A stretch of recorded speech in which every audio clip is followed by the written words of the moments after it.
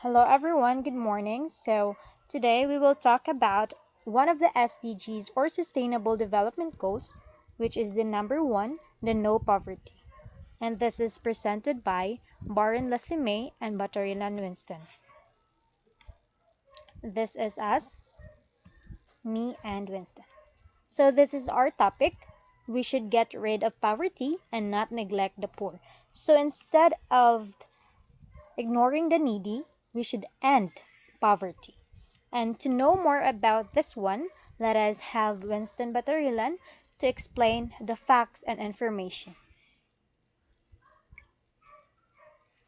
Okay, thank you, Leslie. So, fact and information. The Philippines poverty rate decreased from 23.3% in 2015 to 16.7% in 2018, according to official government statistics, and is expected to decline further in the following years. This shows that even though the economy has recently slowed, the Philippines is still making progress in poverty reduction.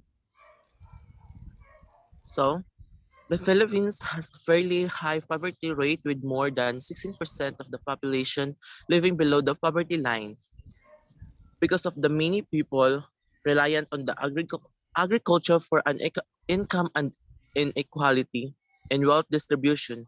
About 17.6 million Filipinos struggle to afford basic necessities. From 2015 to 2020, the rate of poverty declined from 21.6% to 16.6% percent.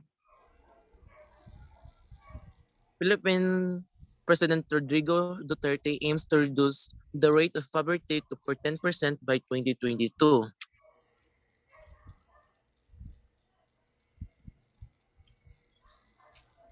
So,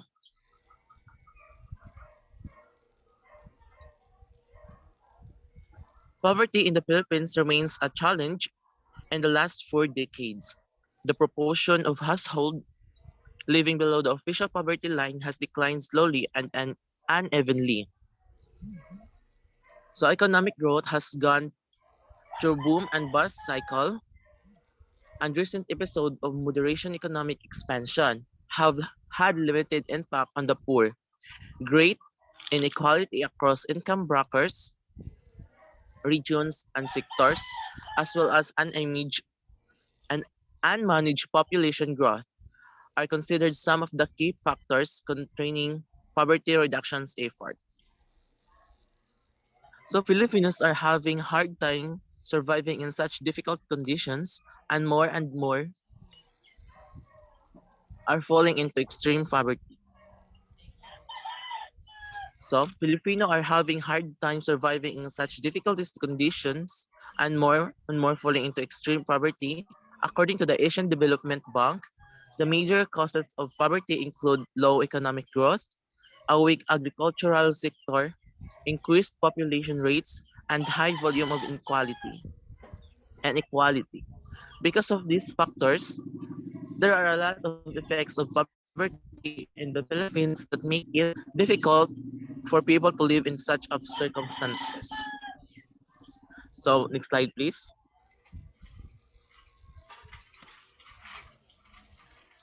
So what will happen to Philippines future? In 10 years from now, poverty have a huge impact on children's lives.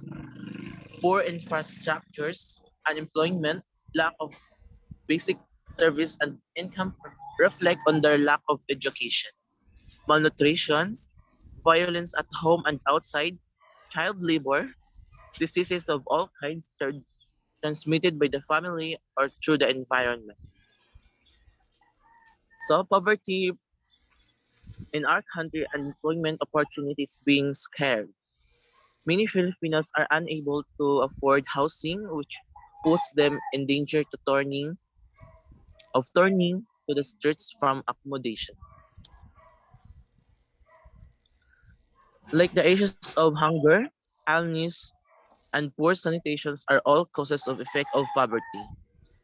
That is to say that not having food means being poor, but being poor also means being unable to afford food or clean water. The effects of poverty are often interrelated so that one problem rarely occurs alone.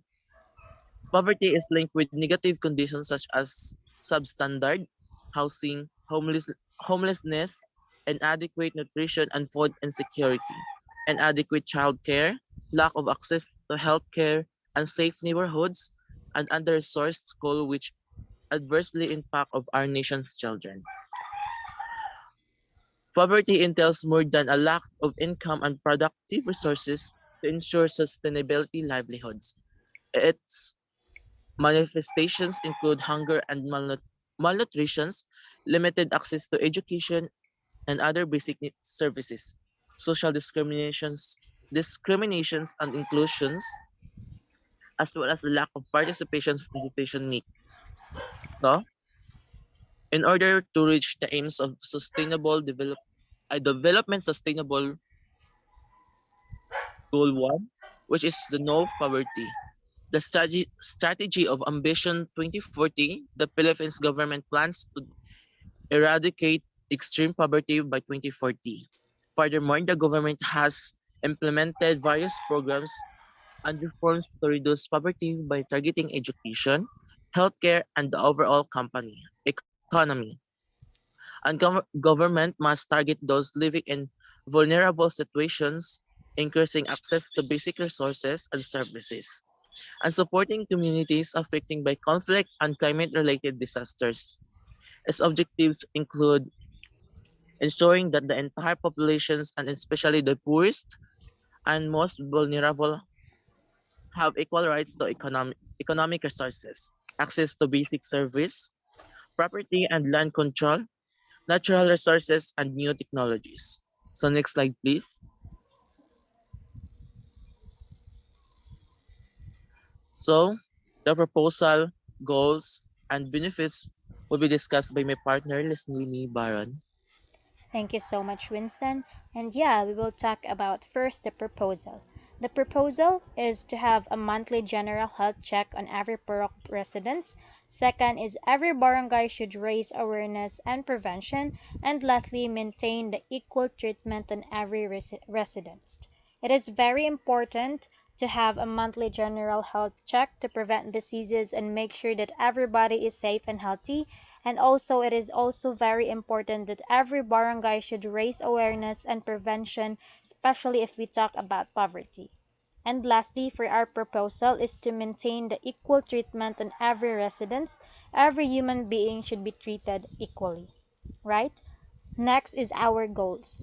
Our goals is to decrease the poverty in the Philippines and also aims to ensure social protection for the poor and vulnerable residents. Second is to increase access to basic services and support people harmed by climate-related extreme events and other economic, social, and environmental shocks and disasters. And lastly, to ensure that all men and women in the particular the poor and the vulnerable have equal rights to economic resources. As you can see, all of our goals is to help our country to improve and lessen the poverty. Let us help each other to grow and have a healthy lifestyle and a beautiful life. And everybody should treat everyone as equal and as a family. Next is the benefits. This is the benefits that we will get if we do all those goals and proposal. First is to improving public health. Second is improving economic security programs such as social security, food assistance, tax credits, and housing assistance. And lastly, to develop and implement rapid and sustain economic growth policies and programs in areas such as health, education, nutrition, and sanitation. So, what are we waiting for? For us, let us help each other and get rid of poverty. Again, instead of ignoring the needy, we should end poverty. Thank you so much for listening. Again, this is Leslie May Baran, and my partner is Winston Jen Batarila. Thank you.